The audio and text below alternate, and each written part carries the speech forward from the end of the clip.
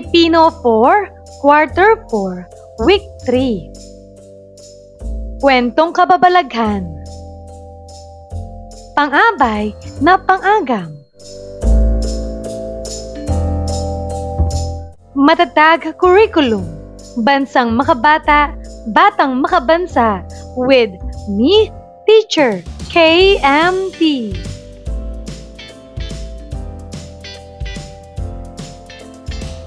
Magandang araw mga bata! Ngayon ay pag-aaralan natin ang tungkol sa kwentong kababalaghan, pang-agam na pang-abay.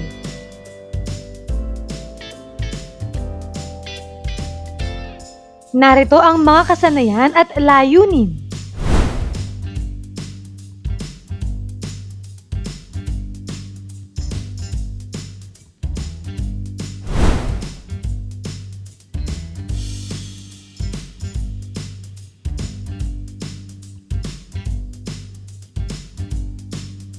Unang araw. Maikling balik-aral.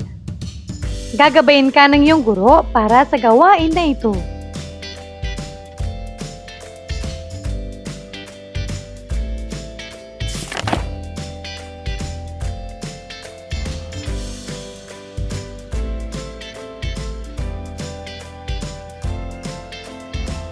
Pagtukoy sa mga larawan. Para sa unang larawan. Ano ito? Magaling. Kapre. Higanteng nilalang na may taas na 7 hanggang 9 na talampakan na matatagpuan sa puno. Maitim, mabalahibo, at laging may hawak na tabako. Pangalawa, ito ay tiyanak, isang nilalang na gumagaya sa anyo ng isang bata.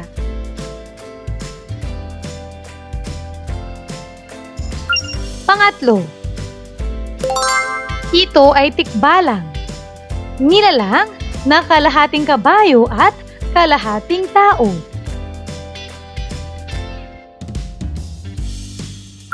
Pang-apat, ito naman ay manananggal, nilalang na may kakayahang hatiin ang katawan at nagpapalit ng anyo.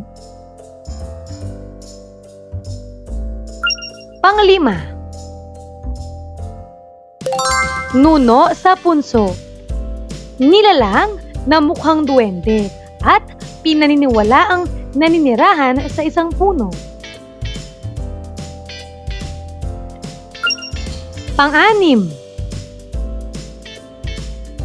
white lady, isang multong babae na nakadamit ng puti na sinasabing nakikita sa mga rural na lugar. Gabay na tanong. Una, ano-ano ang inyong naramdaman tuwing nakakikita ng ganitong mga larawan? Pangalawa, kung tayo ay makakikita ng ganitong nilalang, ano ang inyong gagawin?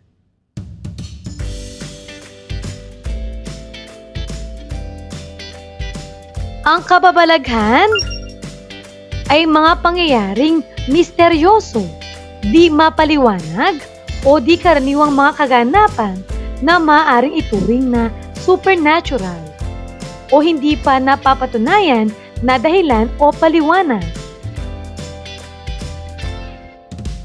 Paglinang sa kahalagahan sa pagkatuto sa aralin. Gagabayin ka ng iyong guro para sa gawain na ito.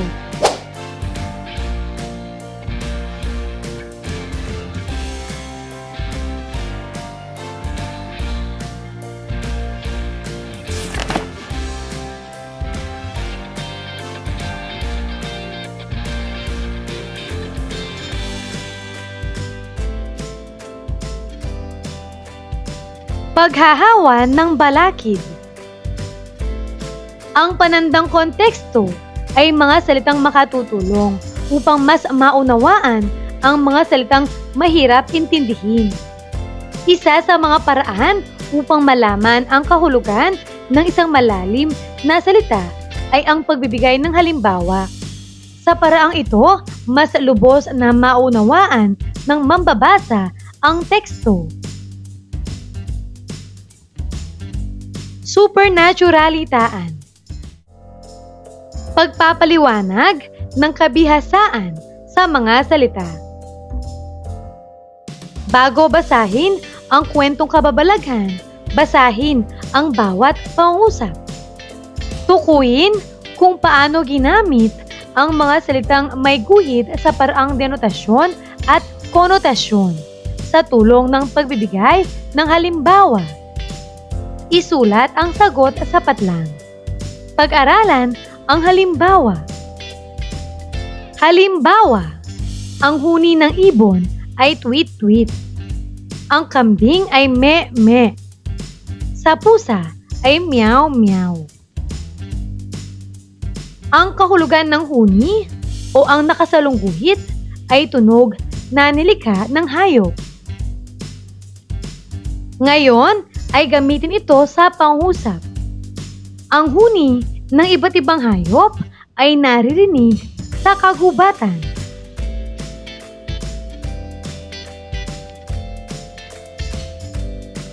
Sagutin ang mga sumusunod na gawain. Una, ang asong nakita niya ay nakakikilabot tulad ng isang lobo, mababangis na hayop sa kagubatan na may matatalim na pangil at matulis na kuko. Ibigay ang kahulugan ng nakakikilabot at gamitin ito sa pangusap. Narito ang halimbawang sagot. Basahin mo ito. Pangalawa, pumapagaspas ng mabilis tulad ng isang agila sa himpapawid, lipad ng maya na tumataka sa pugad ng mandaragit. Ano ang iyong sagot? Narito ang pwedeng maging sagot.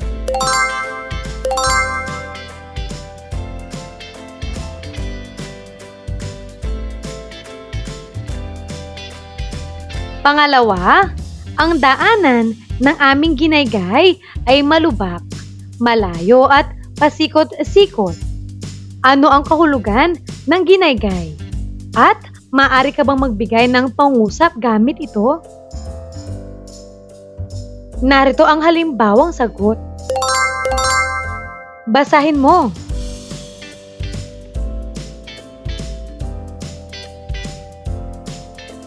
Pang-apat, si Jen ay walang imik sa klase, tulad ng isang batang nahiya at mahinhin. Ano ang iyong sagot? Narito ang pwedeng maging sagot.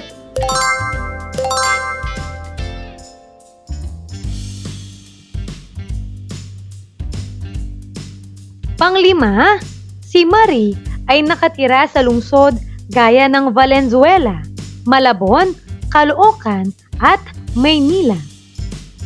Ano ang kahulugan ng lungsod? At maaari mo ba itong gamitin sa isang pangungusap? Narito ang pwedeng maging sagot.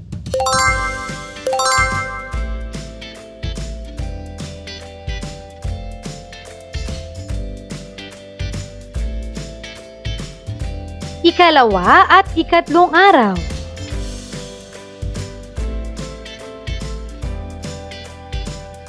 Baryo ng Lagim.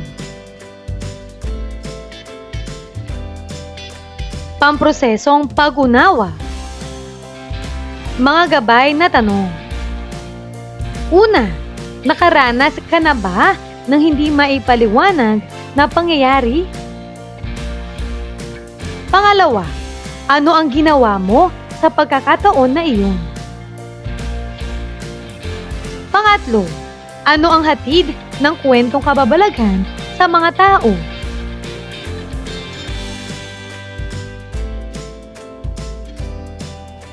Pang-apat, bakit maraming tao ang mahilig magkwentuhan tungkol sa kababalaghan? Basahin na natin ang kwentong pinamagatang Baryo ng Lagim ni Desire B. Geronimo.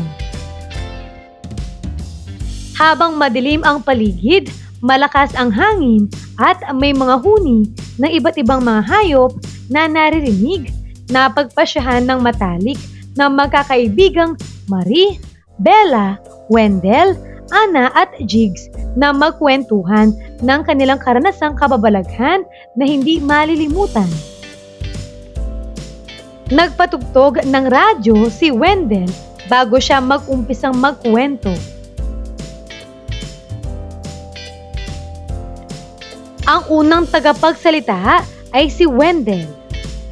Alam nyo ba na sa bagong bahay namin ay may isang malaking puno? Ang sabi ng mga tao doon, baka pinamamahayan ng isang kapre. Isang gabi habang pauwi kami ni nanay, may usok na nanggagaling sa puno na iyon. Tila naninigarilyo ang kapre. Ang sumunod na nagsalita ay si Bella. Nakakatakot naman iyan. Siguro, hindi ka nakakalabas mag-isa ng bahay niyo. Dito naman sa baryo namin, may usap-usapan na parang may pagala-galang manananggal. Si Aling Bing kasi ay nakakita sa kanilang bubong na tila pumapagas-apas na anino ng isang malaking pakpak. Natakot siya dahil siya ay buntis. Baka masaktan siya ng manananggal at ang kanyang anak na nasa sinapupunan, kaya simula noon, lagi na siyang naglalagay ng bawang sa pintuan. Sumunod naman ay si Marie. Buti na lang at walang ganyang nakakikilabot na pangyayari sa aming lungsod. Marahil sa dami ng tao sa amin at sa ingay doon. Ganoon ka din ba, Ana? Sagot naman ni Ana, hindi Marie. May naranasan din akong nakakakilabot noong magpunta kami sa probinsya ng aking nanay. Habang ginagaygay namin ang bukid, nakarinig ako ng huni ng kabayo at hakbang nito. Sa takot ko, napasigaw ako ng tikbalang at tumakbo ng matulin na matulin. Habang nagkukwentuhan ang mga magkakaibigan, tahimik lamang na nakikinig si Jigs. Sabi ni Bella, sa kabilang baryo naman ay napagkamalang tiyanak yung madalas na umiyak na sanggol na anak ni Aling Marta. Talagang nakakatakot ang kwento sa baryo. Iba't ibang nilalang na hindi naman kapanipaniwala ang nababalitaan natin. Biglang sumigaw si Marie at nagulat ang magkakaibigan. Sabi ni Marie, Jigs, bakit parang wala kang imik ngayon? Wala ka bang maikukwento sa amin? Hindi sumagot si Jigs, waring natatakot sa mga naririnig. Biglang tumayo si Marie at nagaya ng umuwi. Muling nagsalita si Marie. Halika na at umuwi. Gumagabi na. Baka hinahanap na tayo ng ating mga magulang at baka maabutan tayo ng curfew hour sa kalsada. Bawal na ang mga kabataan edad 18 pababa sa labas pagsapit ng 10 ng gabi. Ang sabi naman ni Bella, isarado mo na din iyang radyo mo, Wendell. Baka mapagalitan tayo ni Kapitan dahil masyado ng gabi at nag-iingay pa tayo. Ang lahat ay mabilis na tumayo maliban kay Jigs. Siya ay naiwang nakaupo sa isang kahoy na upuan katabi ng isang punso. Pamprosesong pag-unawa. Sagutin ang mga tanong. Una, tungkol saan ang binasang kwento? Tama. Ang kwento ay tungkol sa magkakaibigang nagkwentuhan ng kanilang mga karanasang kababalaghan at paniniwala tungkol sa mga kakaibang nilalang sa kanilang baryo. Pangalawa, sino-sino ang magkakaibigan? Magaling! Ang magkakaibigan ay sina Marie, Bella, Wendell, Anna at Jigs. Pangatlo, ano ang kababalaghang naranasan ni Wendell, Bella at Anna? Napakagaling! Si Wendell ay nakakita ng usok sa malaking puno na pinaniniwalaang pinamamahayan ng kapre. Si Bella ay nakwento tungkol sa manananggal na nakita umano sa bubong ng kanilang baryo. At si Anna naman ay nakarinig ng huni at hakbang ng kabayo sa bukid na pinaniniwalaan niyang tikbalang. Pang-apat, ano-anong kakaibang nilalang ang nabanggit sa kwento? Tama. Ang mga kakaibang nilalang na nabanggit ay ang kapre, manananggal, tikbalang, at tiyanak. Panglima, sa iyong palagay, bakit naiwang nakaupo si Jigs sa isang kahoy na upuan? Magaling! Sa aking palagay, naiwang nakaupo si Jigs dahil siya ay natakot sa mga kwentong kababalaghan at maaaring hindi siya agad nakagalaw dahil sa takot, lalo na't siya ay nakaupo malapit sa isang punso. Paglalapat at pag-uugnay. Para sa titik A, multo think, pagganern o ligwak. Isulat ang pagganern kung ang pahayag ay wasto at ligwak naman kung hindi. Una, bahagi ng pamumuhay ng mga Pilipino ang magkwentuhan ng kababalaghan. Ano ang iyong sagot? Ito ay pagganern. Pangalawa, ang kwentong kababalaghan ay isang libangan ng mga Pilipino. Ito ay pagganern. Pangatlo, ang pag-iimbento ng kwento tungkol sa mga nilalang na hindi nakikita ay nakatutulong sa paglaganap ng kababalaghan. Ano ang iyong sagot?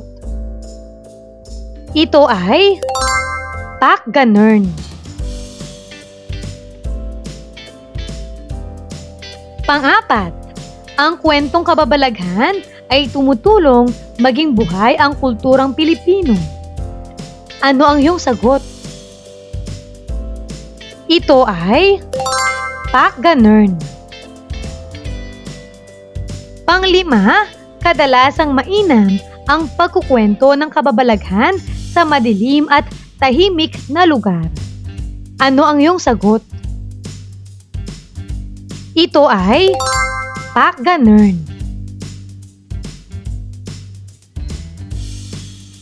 Para sa titik B, gagabayin ka ng iyong guro para sa gawain na ito.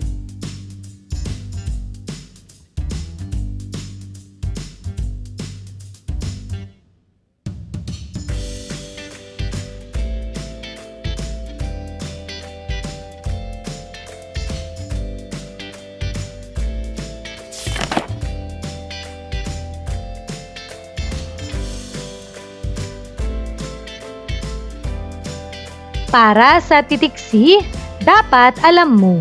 Sagutin ang mga katanungan. Anunsyo. Kaalaman. Bawat barangay ay may nakapaskil na ganitong anunsyo. Ano ang ibig sabihin nito? Tama! Ipinapakita ng anunsyo na may curfew hour sa barangay, kung saan bawal na lumabas ang mga kabataang wala pang 18 taong gulang sa itinakdang oras. Layunin nito ang kaligtasan at kaayusan ng mga mamamayan. Para sa pangalawang anunsyo, nakita mong nakapaskil ito sa barangay. May nagaganap na kasiyahan iyong bahay at gumagamit ng videoke. Anong gagawin mo? Magaling! Ipaalala ko ng maayos ang patakaran ng barangay tungkol sa oras ng paggamit ng videoke at kung hindi sila susunod, ipagbibigay alam ko ito sa barangay tanod o opisyal upang mapanatili ang katahimikan. Ikalawang aralin, pang-abay na pang-agam. Ang pang-abay ay mga salitang naglalarawan sa pandiwa, pang-uri at kapwa pang-abay. May iba't ibang uri ng pang-abay, isa na rito ay ang pang-abay na pang-agam. Ito ay isang uri ng pang-abay na nagbabadya ng di katiyakan o pag-aalinlangan sa tinutukoy nitong pandiwa, pang-uri o kapwa pang-abay. Maaring gumamit ng mga pariralang baka, siguro, marahil, tila, parang at wari. Pamprosesong pag-unawa.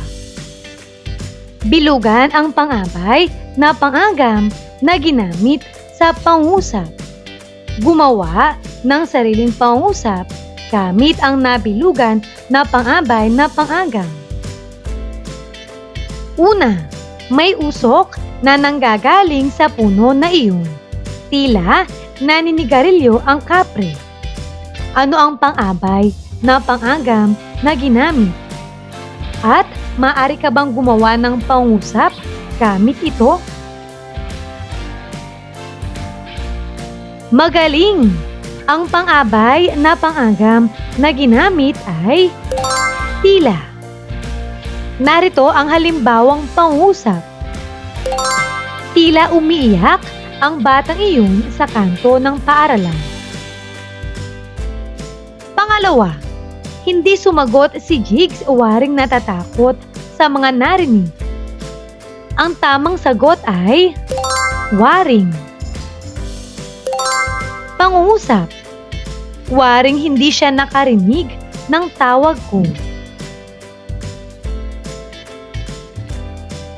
Pangatlo, halika na at umuwi. Gumagabi na. Baka hinahanap na tayo ng ating mga magulang. Ano ang tamang sagot? Ito ay baka. Pangungusap, baka umulan mamaya kaya magdala ka ng payong. Pang-apat, si Aling Bing kasi ay nakakita sa kanilang bubong na tila pumapagaspas na anino ng isang malaking pakpak. Ano ang tamang sagot? Ang tamang sagot ay tila. Pangungusap, tila natutulog ang aso sa ilalim ng puno. Panglima, ang sabi ng mga tao doon baka pinamamahayan ng isang kapre. Ano ang tamang sagot? Ang tamang sagot ay baka. Pangungusap, baka dumating si Tito sa atin mamaya. Pinatnubayang pagsasanay. Gagabayin ka ng iyong guro para sa gawain na ito.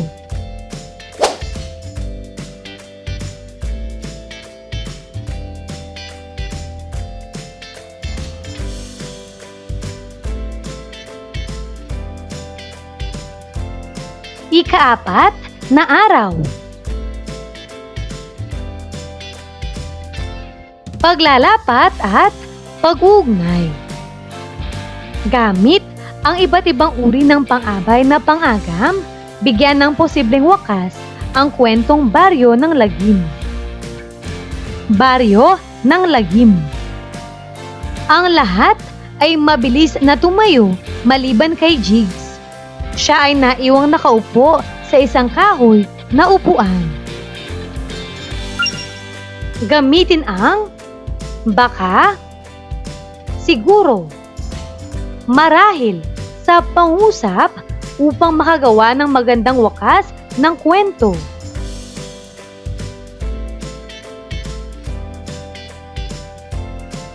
Pabaong pagkatuto. Gagabayin ka ng iyong guro para sa gawain na ito.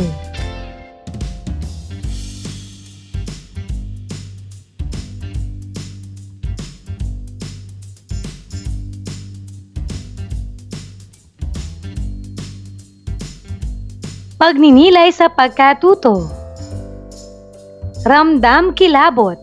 Basahing mabuti ang sitwasyon at pagnilayan ang sagot hingil dito. Para sa unang tanong, kung ikaw si Jigs sa kwento, ano ang iyong dahilan? Bakit hindi ka tumayo at umalis kasama ng iyong mga kaibigan? Narito ang pwedeng maging sagot. Basahin mo ito.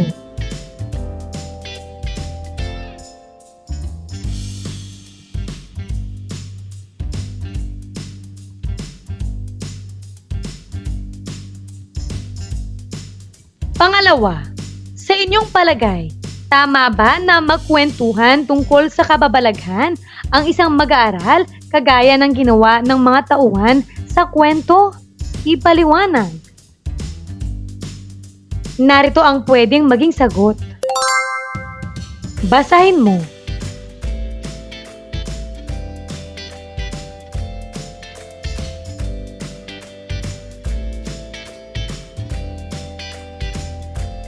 Pangatlo, paano mapapanatili ang kultura ng Pilipino tungkol sa mga paniniwala?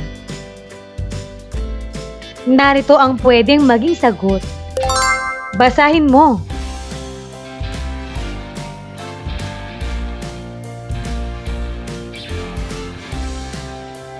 Pang-apat, nakatutulong ba na kasama sa pamumuhay ng mga Pilipino ang kwentong kababalaghan? Bakit? Narito ang pwedeng maging sagot. Basahin mo.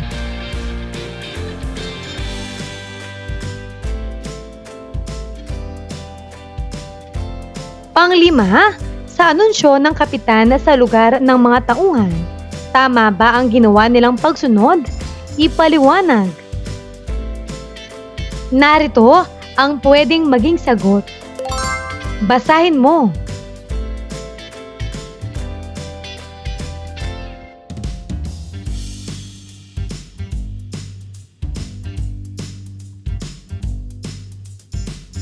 Pagsusulit. Ibigay ang posibleng kalabasan ng sumusunod na pangyayari. Huwag kalimutan gumamit ng pang-abay na pang-agam.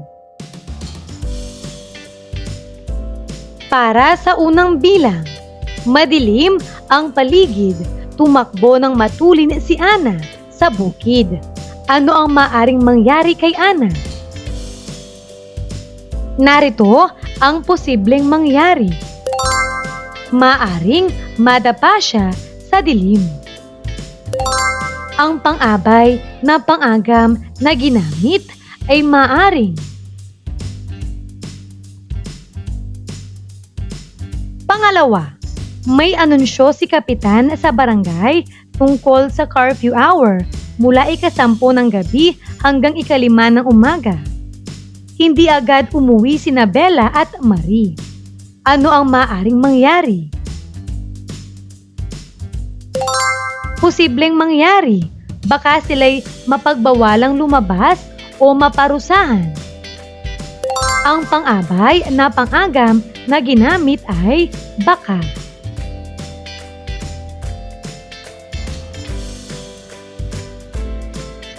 Pangatlo, naiwan si Jigs mag-isa sa upuan na katabi ng punso.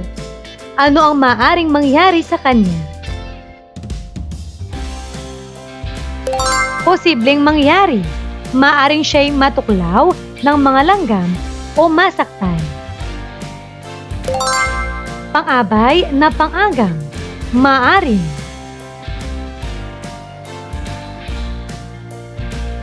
Pang-apat, napagkamalang tiyanak ang sanggol na anak ni Aling Marta. Ano ang maaring mangyari sa kanila? Posibleng mangyari. Baka may gulo o takot ang mga tao sa paligid. Pang-abay na pang-agam. Baka.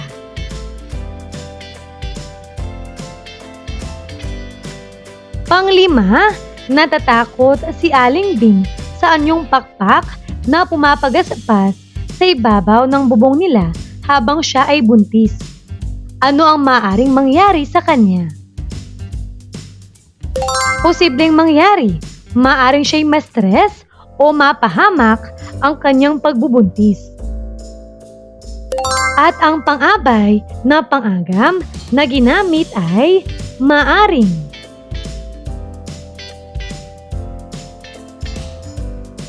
Mahusay mga bata! Ano ang mga natutuhan mo sa araw na ito? Ngayong araw na ito, natutuhan ko ang tungkol sa kwentong pinamagatang Baryo ng Lagim at ang pang-abay na pang-agam. Maraming salamat sa pakikinig mga bata. Sana ay may natutuhan kayo. Huwag mong kalimutan, pindutin ang like, share, at subscribe.